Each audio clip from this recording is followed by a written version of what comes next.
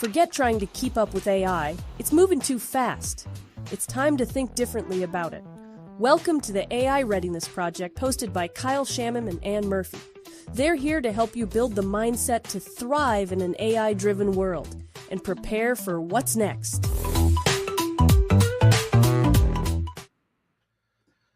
And Murphy. Hey, Kyle, Shannon. What's happening? Are we prepared for what's next? Yeah, I honestly don't know. Like, I feel like I don't know either. Accelerating, and just changing as these tools become more capable. Like, what people are talking about is different. So I don't know, but I think in a lot of ways, that's the whole point of this show, right? It's not called the AI Literacy Project. It's called the AI Readiness Project. So the best we can do, I think, is do what we can to be ready. And that looks like be curious and be adventurous and be adaptable and just do the best you can. Stop apologizing. That's one of the things we noticed early on when we started doing this work, is that a lot of our compatriots and us as well would apologize for how not expert we were. Yep. Before we knew that nobody was an expert and every single person felt slightly, at least a little bit too dumb to understand it all. I've been having these flashes of, what if everything I think I'm preparing for is just the absolute wrong thing, right?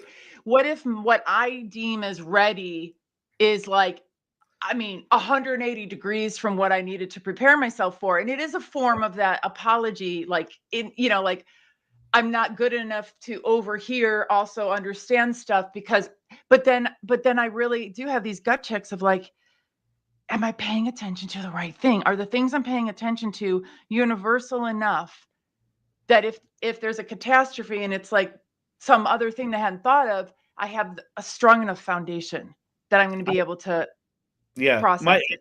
I think it's a solid anxiety. I like it. I support your anxiety. You support my anxiety? Good. I do. I support your anxiety. I think where we are is that we are absolutely preparing for the wrong thing, because we've never had to prepare for what's coming. Like, we actually don't know what's coming, right? Sam Altman doesn't know what's coming. Mark Zuckerberg doesn't know what's coming. Elon Musk doesn't know what's coming. Doesn't know. Yeah. So, and what we're preparing right now is largely based on what we've done in the past. And so I think, just by definition, we're preparing in a way that we understand as best we can. And whatever. And so I think it's okay. Like, I think it's the big skill then, I think, just becomes adaptability and maybe self-forgiveness, right? Ooh, self-forgiveness. Right? Don't feel like you're and what we were talking about before we hit record was the sense of, knowing what you stand for. Yeah. Knowing who you are, self-knowledge and self-awareness, and where you fit on these lines, where the bright line is for you personally, let alone societally, globally. Yep. So let's dig in. So I'll ask you, how ready for AI are you this week? What were you telling me before? Oh, you're preparing for your conference. There was some interesting stuff there. Tell me, like, let's get into it. How ready for AI are you this week? Well, because of some of the recent stuff that I've been paying attention to, I do think I'm at an advantage. I've seen the dark side of how it can go with hiring or qualifying for something, applying for anything, because I'm unfortunately painfully aware of what's happening in the talent management and hiring world, where we've got this deluge of ChatGPT driven applications. Each person is applying for like 300, a day. And then we've got the systems that are trying to read it, and they're full of bias and they're breaking and all this stuff.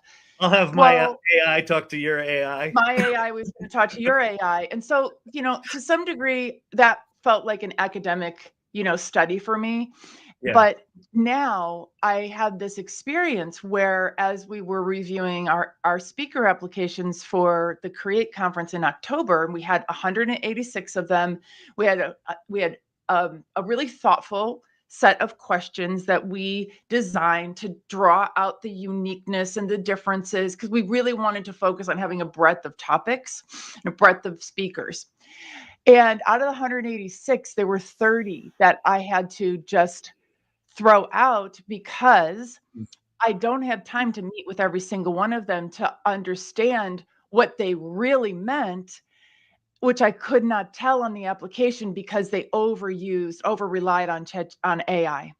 So all of them, all those 30, I couldn't differentiate them because they all skewed toward, the middle, the most namby-pamby version of themselves. Well, can I be a little harsher? Yeah. I think those 30, if it was clear that they used AI, then those 30 people are doing what I call lazy AI, which is push the button, expect brilliant results, and just publish that without probably even taking it in. For an AI conference. For an AI conference. Yeah. You told me this earlier, and the thing that immediately struck me is that if you're brand new with AI, it might be easy. It will be easy for you to look at how magical it generates words and go, oh, that must be good. What you fail to recognize is people who've been paying attention to AI for a while and have gotten more sophisticated about how to use it. And this is a lot of what we talk about in here, having a point of view, things like that. It is immediately apparent that someone just vomited something out of an AI tool and didn't really think about it, didn't really have a point of view, right? Didn't craft the application that they gave you. And it's going to be tempting to have it feel like the easy button, but I think the fact that you could instantly recognize 30 of them as no. No, you didn't. If you didn't take the time to really consider what you were submitting to be a speaker, then I don't know. That's huge to me. That's huge to me, and so it's an indication of either they don't have an ideal mastery of writing with AI yet, or they used it and leaned into it exclusively because it was like a whim. They don't really care, right? Yeah, and exactly. So it's like, I don't want to need to draw that conclusion. And by the way, absolutely no shade to them. Like, in a perfect world, I would have been able to have the conversation, learn what they really meant, like all that kind of stuff. But I made a decision as I first started seeing these things that I would go on the merit of the application or not necessarily the merit, what was on the application versus what I knew, what I knew about people. So, but it's like you and I were talking about, where if folks don't have their own inner compass, they don't know when they see the AI slop, they don't know that they're in keeping with their inner compass, because they're not in tune with what that is. Yeah. You know what I mean? Yeah. And I'll give them a little bit of less grace. I will throw them shade. Because first of all, I'm a cranky Gen Xer, and I think I think our guest today is full on Gen X and supports it and loves it. Sundee, who we're going to talk to in a bit, I'm really excited about. I just think it's lazy work. Like AI does allow you to be lazy if you want to be, right? Yeah. And it's what people call AI slop, and they a lot of people are justifiably upset that there's just a bunch of garbage out there. And especially with something like, I want to speak at a conference, you have to put yourself out there in a way that's going to make it compelling for the event organizer to want to do it. And if you didn't do that, well, that's just, it is a layer less professional, right? And it's a layer less professional. And it is a word to the wise that you're doing yourself a super solid by making the organizers' decision making easier. And And when I have to study and read your application 6 times to figure out what your perspective is and what you're going to be talking about, I'm already kind of pissed at you. Yeah. Yeah. You Well, but know? it's also that kind of thing. If they're lazy enough about it, you get the classic, she delves into the landscape of the tapestry of the paradigm shifts of the future. Like, what? Yeah. No. Yeah. People Yeah. don't use Yeah. these words, right? It's So it's like I mean, for me, one of the take homes is when you sit down to do an assignment or fill something out, yeah. to take that breath that CJ Fletcher teaches us to do, to take that breath and that pause and like connect with yourself. Yep. Who are you? What's your point of view? What is your actual voice? Understand how you actually talk. Describe it. Not having ChatGPT hyper-analyze your voice, because we can do that certainly. But like, how do you want to come across today? Mm-hmm. Yeah. And exactly. then do the thing. Exactly. Yeah. Love it. Well, my How about you? I'm preparing for depending on when you see this, it may have already happened, but I'm preparing for a 5-day back to basics AI crash course on my AI Learning Lab channel.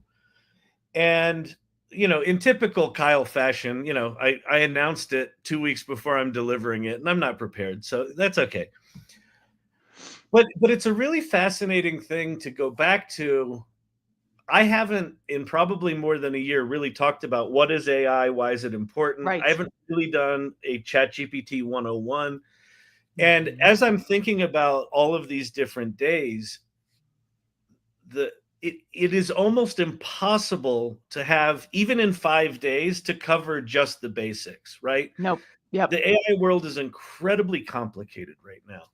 And it is complicated to the point that, not only can someone starting now not catch up to it, anyone who's been in it for 2 years can also not catch up with it, right? Yes. It is these capabilities. I hesitate to even call them tools anymore because they're such broad capabilities, but these capabilities are getting increasingly sophisticated and accelerating out away from us. And so I think that goes back to the thing that you said at the very beginning, that you just feel like, I don't know if what I'm preparing for right now is what I need to prepare for. And I think about something just like OpenAI's Agent, which recently came out, right? Where you give it a goal and then it goes and surfs websites and does deep research and prompts itself and does things for you. None of us know how to use those tools. We've never had that kind of capability. Maybe you've used GenSpark a little or Manus, and now you've got it within ChatGPT. It's the same kind of thing. But how do you actually use that on a day-to-day basis? I don't know, but I know that it's not the same as how you prompt ChatGPT. It's doing its own thing internally, right? So for me, I think I'm just confronted with the fact that people have to start somewhere. So I'm going to have to teach something. I'll teach as much as I can on each of those days, knowing that I'm barely scratching the surface for people. And, I guess my goal for the week is, can I provide someone a Kevin McAllister moment or two, right? Someone where they're just like, oh, I had no idea I could do that. That moment. Yes. And get people intrigued enough to say, hey, I want to know more. I want to get on this. I want to climb on the surfboard and try to ride these ever increasing waves. So, okay, this is what has boggled my mind all along, as a cohort of us have gone through our AI journey with people around us, is that we seem to organically come back to some of the same places. We just launched our AI Foundations for Beginners course. It's every month, 90 minutes. We just did it on Friday, Kyle. No. So here we both are again. Like feeling a need to reset in some way. Right? Reset. And it was helpful. Yeah. Helpful for me as for them. But to get to that presentation, I had to chisel myself out of 190 slides. Yeah. and get it to, and get it to begin with the beginner's mindset, right? I Yep. was like, over the last 3 years, I've developed all these things and frameworks and da da da da da, and none of them apply to the beginner mindset. So I was like, 𝗦𝗵cie𝘄 and I had to like just sit there and go, okay, throw that one out, throw that one out, throw that one out. And we ended up Yeah. with this core set that it was painful to only It's give painful those. small, right? It's Yes, like painfully not enough. But painfully not enough. for someone who's never done this, they're still going to be mind blown when they see the thing that we think is just barely scratching the surface, right? Exactly. So, yeah, that's huge. So let me throw it. So here's the one thing I wanted to think about this week is oddly in alignment. I mean, it's amazing that I'm like, I got to go back to basics. You independently come up with, you've got to go back to basics. Yeah. You were just talking about the AI mindset, and so here's the thing that I think is really worth paying attention to for the next week, and that is this. I'm gonna. What was the term you just mentioned before? Not worldview, but personal compass. Your inner compass. Your inner compass, right? I think that the single most important thing that you can do to get good at AI is to understand who you are and what you want and what your worldview is, what your inner compass is. And I think that there are a lot of people that don't necessarily go there all the time. And it seems counterintuitive, right? I think if you're just looking at AI from the outside, you're like, oh, AI is this genius that's going to do all this good stuff for me. And it's not. So here's the thing that I think people should pay attention to this week is when you're using any AI tool, whether it's an image tool or ChatGPT or Claude or Perplexity, whatever your tool of choice is, when it gives you something back where you're like, oh no, that's not right, rather than just immediately go in and start prompting, like fix this, fix that, fixing it tactically, if it gives you something back that you instinctively go, no, that's not me, take a moment and say, well, wait a minute, what is me? Why is that not right? Is it too simple? Is it too wordy? Is it like that really start to have an inquiry about what it gave you back and why it's not good. And I think you'll be able to fix it more quickly if you have some clarity. But I think what it starts to do moving forward is AI comes to life when you give it enough context about who you are and what your intention is, the meaning that you want it to have. It will reflect that back to you in incredibly powerful ways. And if you don't have clarity about your inner compass, who you are, what your worldview is, then you're constantly just going to be battling this tool that doesn't seem to get who you are. And the more clear you are with it, the tool is just going to take your ideas and amplify them. And so that's my thing for the week. So I am like 1,000,000% on that same page and can offer a concrete idea about how we can support ourselves in pouring ourselves into the AI is before you go to the shiny object of connecting an AI platform to your Google Drive, for example, and your email and your social security number and all that. So before you do that, curate 7 documents, right, about yourself. Not 100 million, right? Just 7 current, maybe it's your CV, a cover letter you wrote, your brand guide, a essay whatever, some 7 documents that epitomize you. Put those, I think of them as packets. Put those in a packet on your drive and only use those. Upload them to a project, upload them to a GPT, just include them in a chat. Doesn't matter. Yep. Yeah. Copy and paste.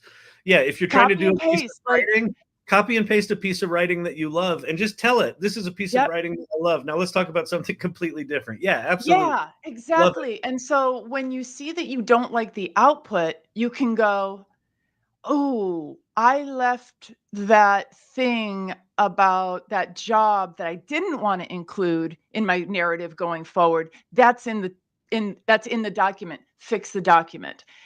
Keep that current and just give AI the advantage of knowing you, but in a curated version of you. So you don't have to do it every single time. Yep, but it really does come down to your taste, and the more Your clear taste. you are on your taste, what you like, what you don't, the better AI is going to behave. It is a Yes. weirdly counterintuitive thing, right? Yes. It don't, even though it talks good, it uses words good, it doesn't know who you are, right? Unless you tell it who you are, and you can't tell it who you are unless you start exploring that. So I think that's the thing to pay attention to. All right. Same. With that, I want to get Sundee up here. I'm really excited to bring her up, but why don't we talk about, why don't you jump in and tell the good people about 𝘦𝘕 AI? All right. So 𝘦𝘕, we are becoming quite the powerhouse. We do a few things. One is we have a membership community like the AI Salon, 140 women who spend time on Mighty Networks together, who hang out on Saturdays, who learn from each other in member jams. Then we also have our AI Academy, which we just launched our AI Foundations. It's once a month, 90 minutes. If you have a woman in your life who's like on the outskirts of this, send her to this course. Like, it's chill. It's on Friday nights, like wonderful, encouraging. And then we have our AI consultancy, our AI consulting agency, which is about to hit the streets really soon. So, and we have a conference, and we have, it's a whole ecosystem built for women by women. And the goal is to provide, a safe space, an encouraging space, a place where your network, which matters more than ever, where your network is what gives you the advantage that we've all been looking for and hoping for decades. So here we are. 𝘕𝘕. Love it. Love it. Let me tell you a little bit about the AI Salon. Similar kind of organization, really designed for people to put. Here's a thing that is kind of a new idea I've had about the Salon, and is Leah, who co-founded the Salon with me, sent me it wasn't quite a panic text, but it was one of those existential moment texts where she's like, I don't know if I believe in AI anymore. Like, I don't know if right. And what her big issue was, I don't feel like these tech companies are putting people at the center of the technology. And my immediately response was, I don't think they're ever going to.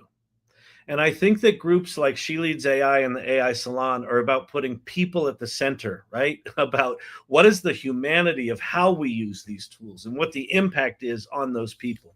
And so the AI Salon is full of people that are just instinctively doing that, putting themselves and humanity at the center of the conversation, not the technology. And so that's what the Salon's all about. And we have a membership community as well and things like that. So if you're interested in that kind of thing, come join the AI Salon. And then one final thing before we bring up Sundee, and that is the AI Readiness Training Program is live. So if you are trying to get yourself ready for AI, which is what this whole podcast is about, go to areyoureadyforai.com. And it's a course that is based on a lot of the content from AI Festivus. Sundee actually met you and I through AI Festivus, so this is kind of a full circle moment. But anyway, with that, why don't we talk about our special guest, and then we'll bring her up here. So why don't you tell the good people about Sundee and why she's here today?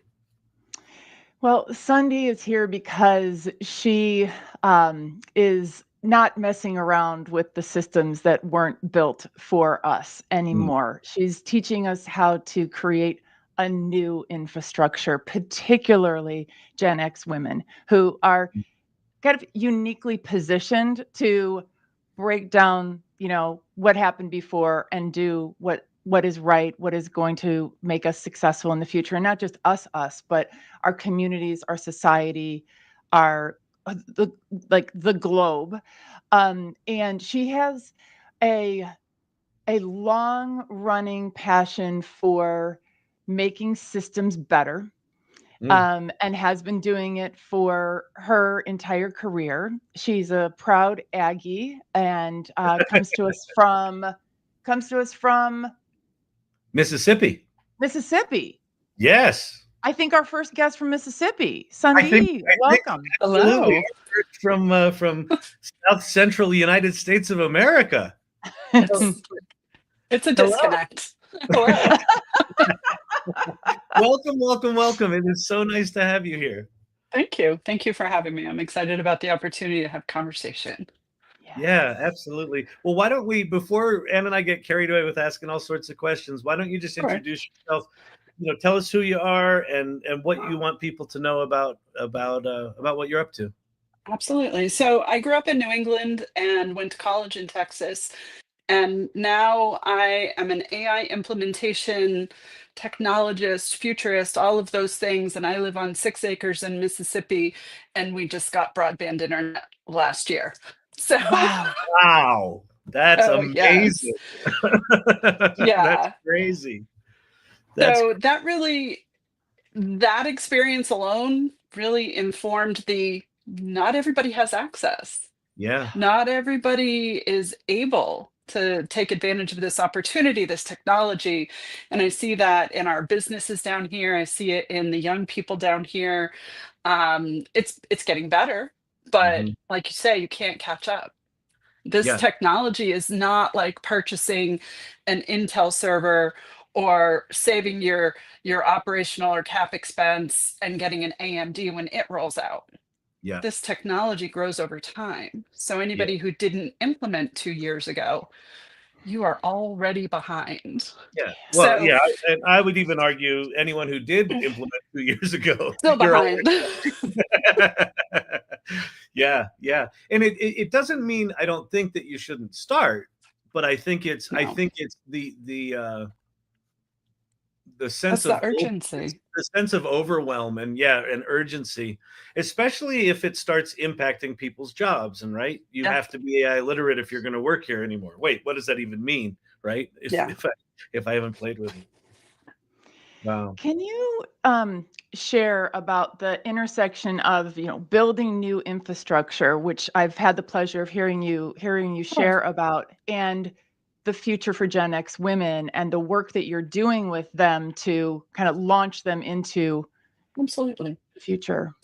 So the future needs to be different than the past. We've reached a point that what goes up must come down. So when the stock market goes up, the stock market must come down. When we switched in 1970 from investment in pensions, unions, employees, training, and we changed to extraction, well, that also has a shelf life, and that is coming to a close. And all of the arcs of time, whether you're talking about generational arcs, empirical arcs, so things like the Empire of the United States, Rome, the British Empire, the Ottoman Empire, 250 years is about the limit. And we are at 249. And no empire has survived without great change or revolution at all, ever. So all of those things feel really hard and heavy when they happen individually. They are happening for the first time in human history all at the same time. So you have these generational arcs, the baby boomers who switched us from investment to extraction. Their time is coming to a close. You're looking at the unipolar moment that the United States had at the height when the Cold War ended and the US was the center of everything: culture, movies, education, military. We dominated every sphere. That time's coming to a close. And all of those things ending at the same time, you see the panic in capitalism of we've got to get as much out of this as we can. We're not going to be, OpenAI, we're not going to be a not-for-profit. We want to rake in as much money as we can. You see it in systems like Amazon stealing product IP and coming out with, here's the Amazon brand of that backpack that you really love that has all the bells and whistles. And so you see this age of extraction coming to a close, and the people with power, money, and influence are panicking because the only thing that comes next is the rich get eaten. You think the French Revolution, you think the civil unrest during the US revolution when we moved away from the British Empire. So the next 10 years holds a great deal of volatility and an amazing opportunity. Gen X is the only generation that didn't grow up digitally. We grew up before. So you can't expect Gen Z or even millennials to say, wait a minute, this worked before. I really liked this. We should carry this forward. And boomers are not expected to thrive in an AI world. They're not. They're on the way out. They're on the decline. So it really does leave Gen X, specifically Gen X women, in a position to center humans, to center children, to center community and connection. And we have the experience to say, you know what, I remember when I received a binder of SOPs and how to do my job. I really think we should go back to that. And you don't have to go back to that, Mr. Amazon. But when I build my business, I'm going to make sure that there's a binder that says this is what your job is, whether that's a virtual binder or a physical binder, you know, take your pick. We can always have a trapper keeper, but it's we are that one generation. We are intended also, if you look at the flow of time, there are roles that each generation plays. We are that fixer generation. We are the ones that have that responsibility as well. Wow. So can I ask you, one of the things that strikes me about generative AI is the G in GPT, the generative part, is computers have never behaved like this before. They've never created, generated. And I'm curious if you feel that the opportunity of hyper prosperity is a possibility. Like, do you feel like the age of extraction ends just at the time when, you know, hyper prosperity comes? Like, what's your take on where this is headed? Right? Are we going to get into a highly prosperous time, or, you know, what's your take on the capability itself that's emerging? We have two choices. So if we persist in allowing power and money to dictate what infrastructure is accessible to whom, if we allow power to dictate who has access to what tools, extraction continues. And we live in a surveillance state that is technology not for good, but technology for malicious intent, nefarious intent. Those systems are all coming to a close, but if we do nothing, they will just rebuild what we had before. It's familiar, it's convenient, and it's easy. It's the easy button. You were talking about the easy button before of generative AI. It is just easy to say, well, this is the way we've always done it. Right. Yeah, that's the power structure. Yeah, but my sense is that the centers of power, the death throes of them are going to be intense, right? Yeah, you've already see it. Absolutely. Yeah, absolutely. And so we do have an opportunity. Like, that is the flip side of the coin. With every ending, there is a beginning, and that beginning has already started. At no other time in human history has the economy depended so greatly on women.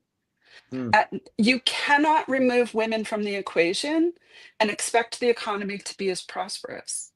So you can't send us all back to the house. You can't make us all have babies. You can't erase us from the annals of history and expect that the country is going to prosper in the same way. So the reality is that to date, VC funding has gone to the tech bros, the Brads and Chads of it all. What that has resulted in, AI has everybody. I saw it on LinkedIn the other day. VC founder was complaining, or VC funder was complaining. Everybody's making the same 3 products. Well, if the world was written for you, by you, in your image, are we solving your problems, or are we solving your inconveniences? Because if we're solving your inconveniences, that's a you problem.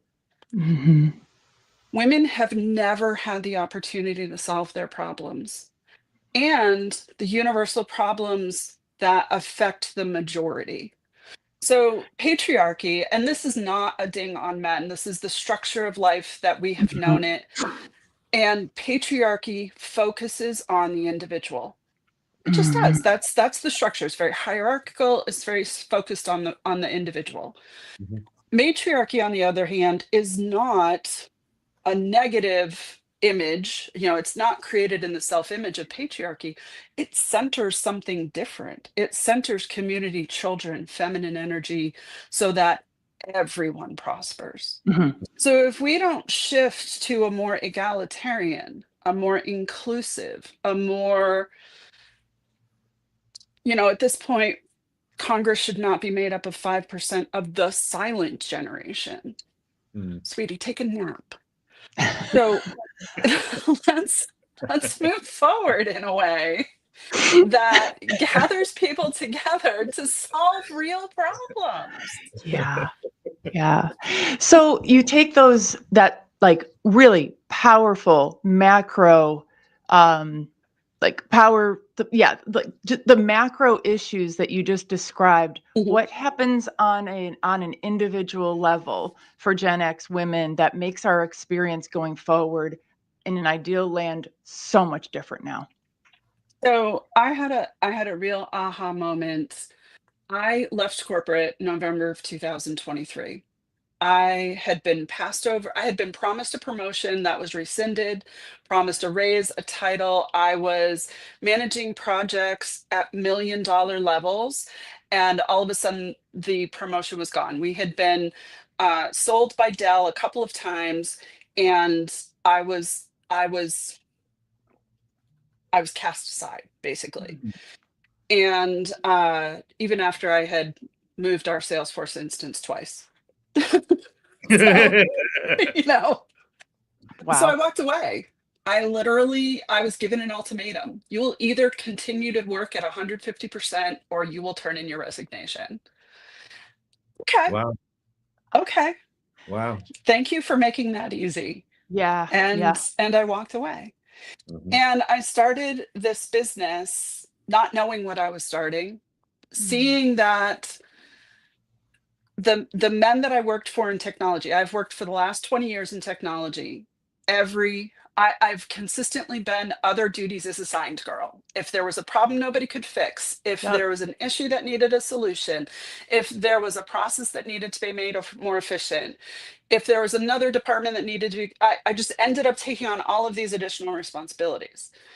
And I had this epiphany when I left. How hard can it be? Boys do it.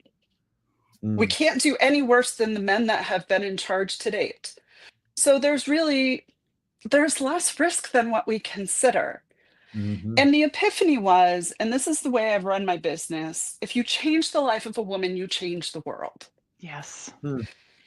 And so I got called on the carpet for it. Who do you think you are to have this audacious goal of changing women? And I looked at him and I said, oh, sweetie, I don't have to change a woman's life. I changed my life, which means I have already changed the world.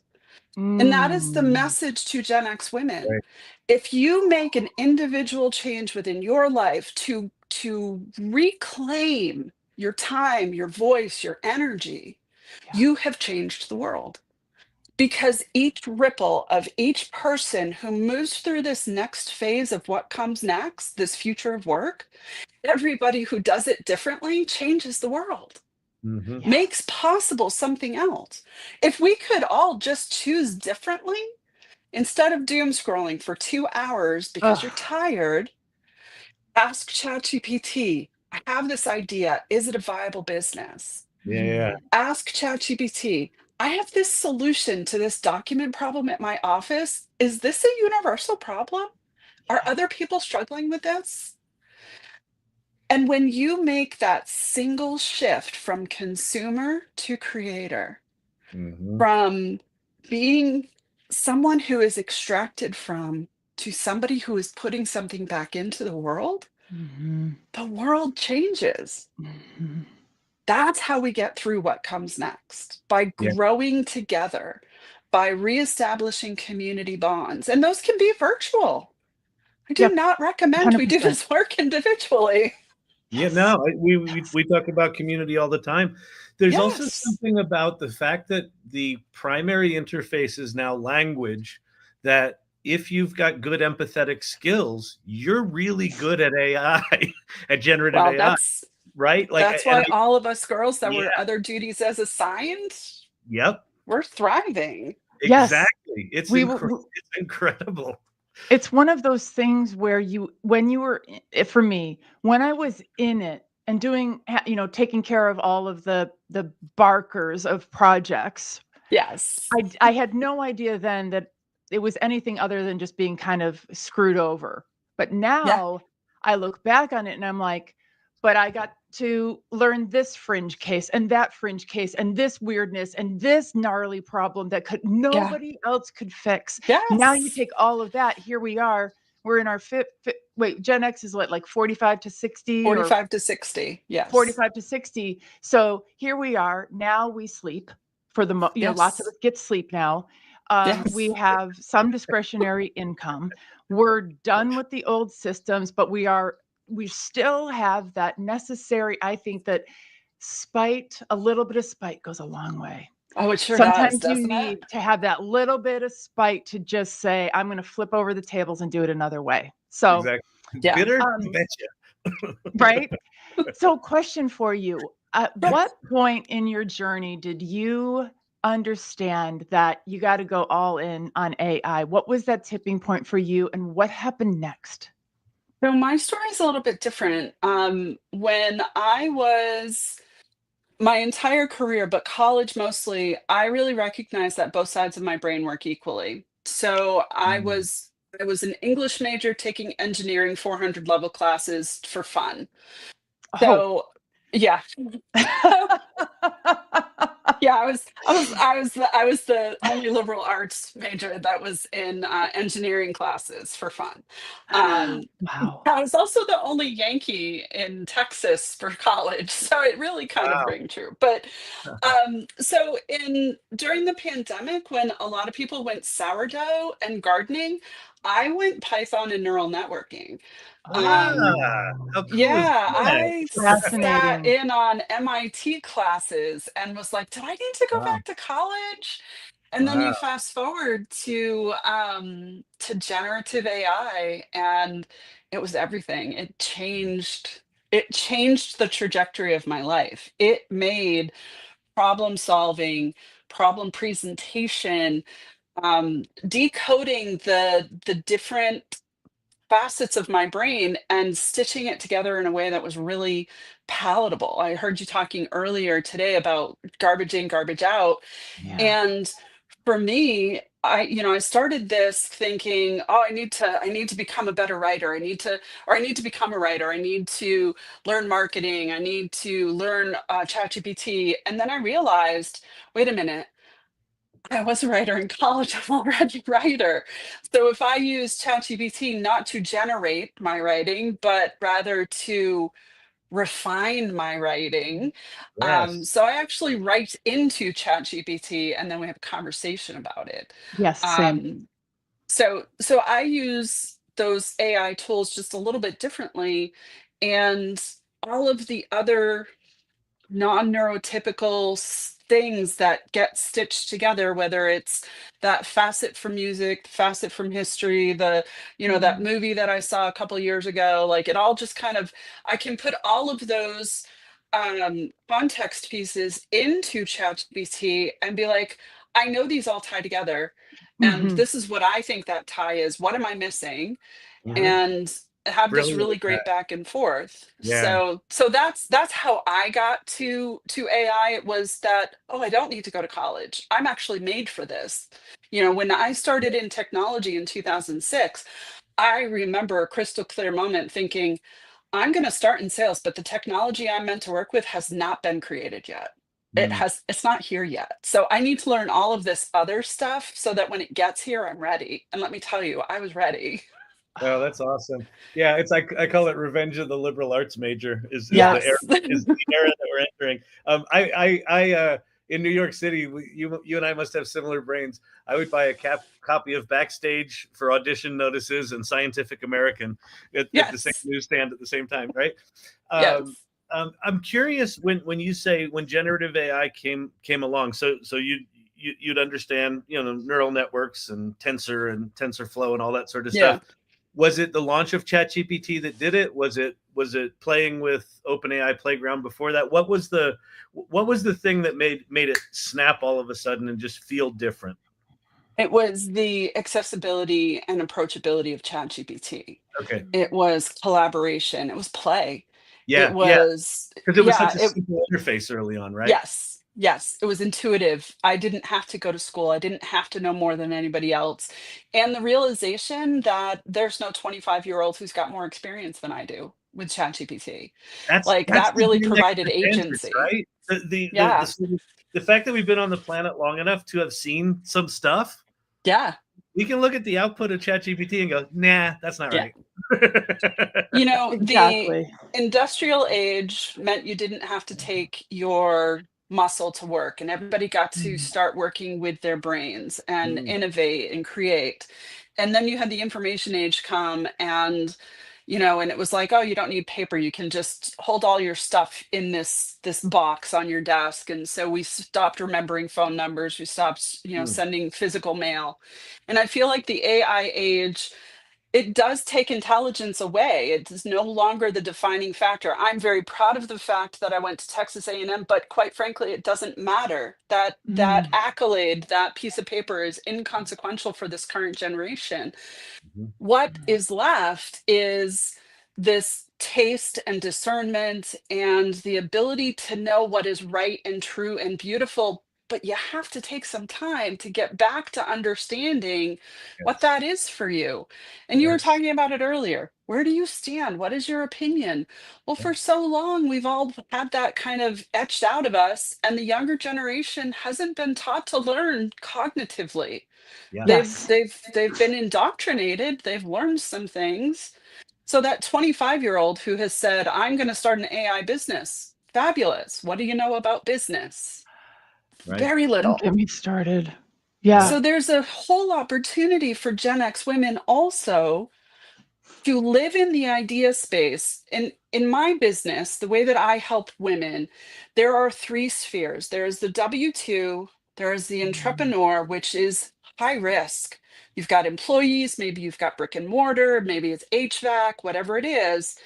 There is this new space called the digital space, and I call it W-2 entrepreneur and idea space. Because what you're putting out into the world, we need your ideas. Yeah. We need you to teach 25-year-old HVAC business people the business portion of how to show up to a business meeting, how to put a proposal together, how to craft marketing in a way that is persuasive while being ethical.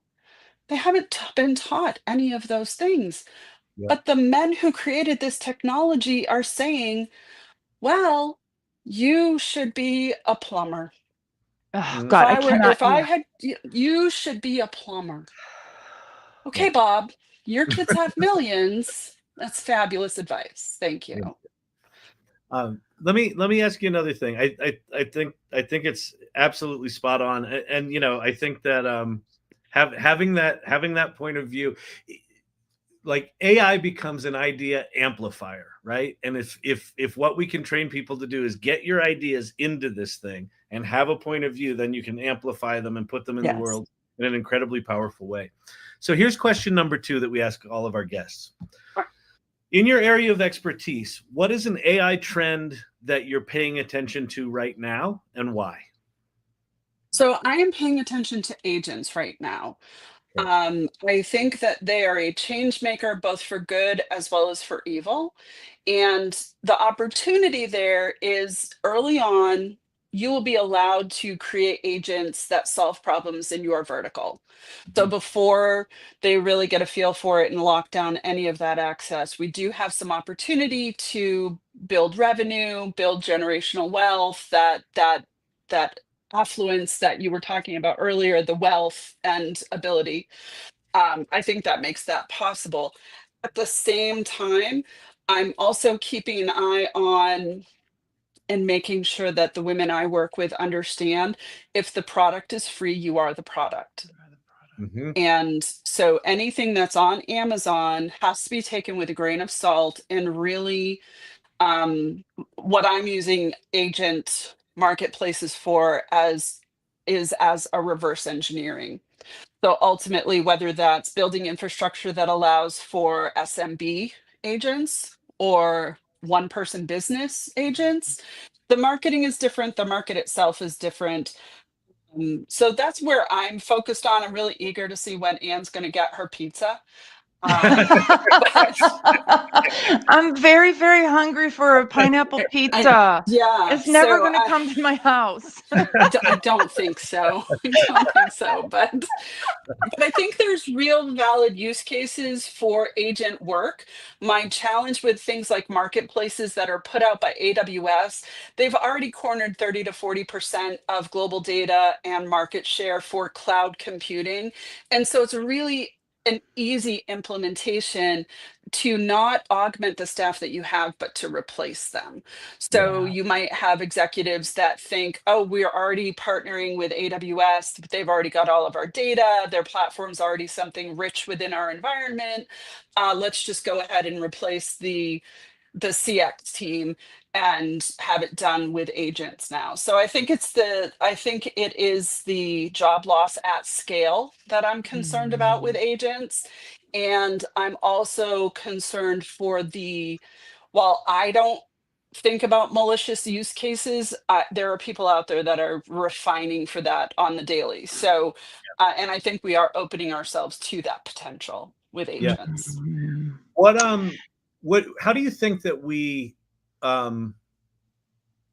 how do we teach ourselves how to use agents? I can see an organization looking at an agent and go, okay, all those tasks, that's that job, let's replace that job. I can see that. Right. But also us as individuals, and people within your community, these Gen X women, also have access to these agents that can be quite powerful. But I don't think I know I currently don't. What do I ask this thing? What other than book me a vacation for a family of 4, right. And have vegan menus. Like I feel like there's parlor tricks I know right now, but I don't have an instinct about how to use them. What is your thought on that? And how do we learn how to use these things moving forward? Right. So I think that that's where community comes into play. I think that there are valid use cases. I personally struggle with distribution. I'm not a huge fan of marketing. I think that agents are a great way to augment my own skill set, to take things off my plate that I don't necessarily find joy in doing. We talked yesterday at Social Saturday at 𝗫𝘓 What is your non-negotiable? What are you unwilling to give an agent? And I will tell you, my non-negotiable was Anne's, oh my God, I would give that to an agent in a heartbeat. And that was Christmas cards. Yeah. Writing out Christmas cards. I will never ask an agent to write out Christmas cards. That brings me joy. That is something I really every year look forward to. And for other people, Anne included, it was like, oh, if I had an agent to do it, then maybe it would get done. That's hilarious. That's great. So I think there are real use cases for agents, but I think that we need to work together because it will be process driven and not everybody is a process person. Yeah, I know I got to ask our last question, but the fact that so many people aren't going to know what it means to even something as simple as, my take of upload my Christmas list, my Christmas, my mailing list, like that is not an insignificant thing that I've just done. For my friends and family, by the way, the people who I really, really love. Right. So, and the average person can't possibly be aware of it because it just hasn't been the way that we needed to think before. Right. Exactly. It's that saying about just because you're paranoid doesn't mean they're not out to get you, right? Okay, our last question is, what does AI readiness mean to you? For me, AI readiness is understanding that it's a tool. Tools change. Right now, we're working with large language models. Don't get comfortable with large language models. They're changing. The world model is what comes next. Even if it doesn't amount to the same impact as a large language model, you think about the way that humans learn, humans don't learn by reading the encyclopedia. A child will learn more before they turn 5 than they will for the rest of their entire lives. And they learn it through perception. They learn through hearing and seeing and tasting and touching. That's what comes next, is this world model JEPA, and I don't remember what it stands for because I just read about it on Friday. But so what it is to be AI ready is to be adaptable. I think adaptability is the one skill that we can teach our children, that we can bring to community, that we can encourage in virtual spaces. The idea that the output may be the same, but what got us here, what got us to LLMs doesn't take us to spaceflight. It doesn't take us to AGI. If it was going to, it would have. They've thrown a lot of money at it. Yep. A lot. A lot of money. A lot. So like, where does all this money come from? It's crazy. Yeah. So when we think about where we go next, or how we get to the next, the next iteration of this technology, don't get married on to the back end, because it's going to be different.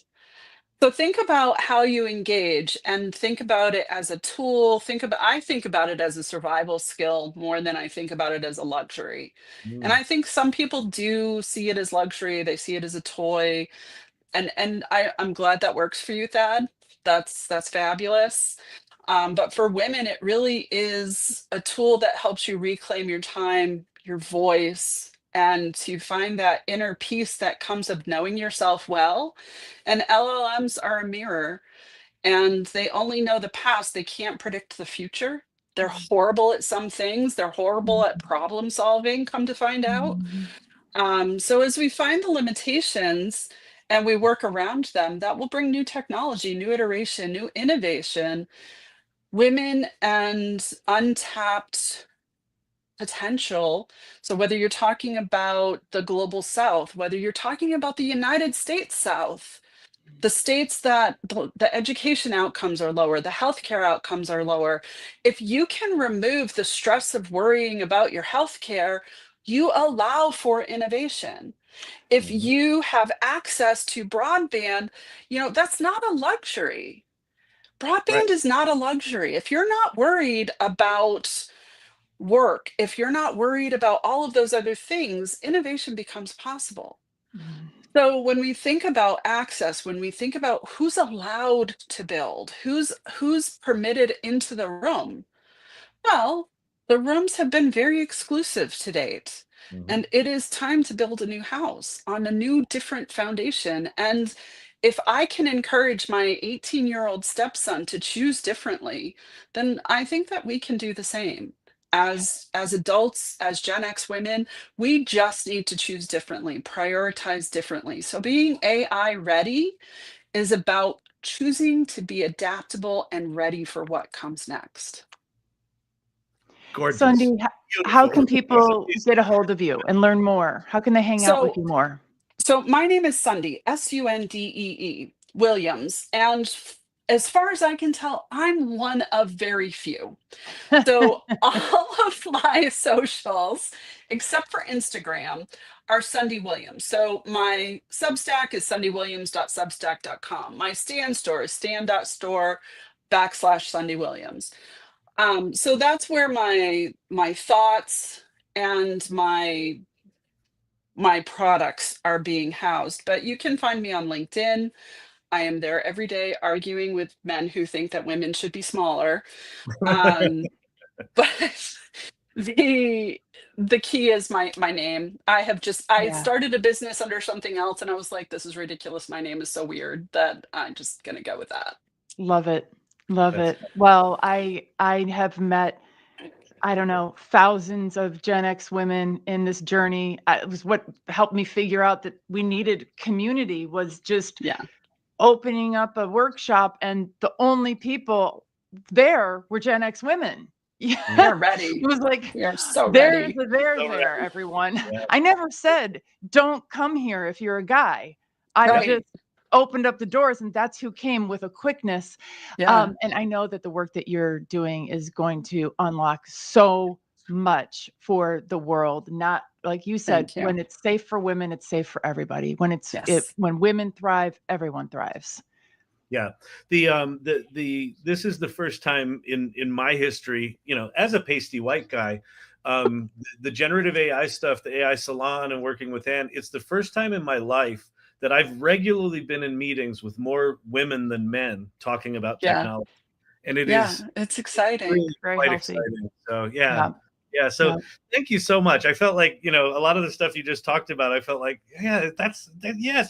So good. So thank you so much for coming and doing this with us. Yeah, thank you. Absolutely. I appreciate it. Thank you, Sundee. Bye-bye. Bye.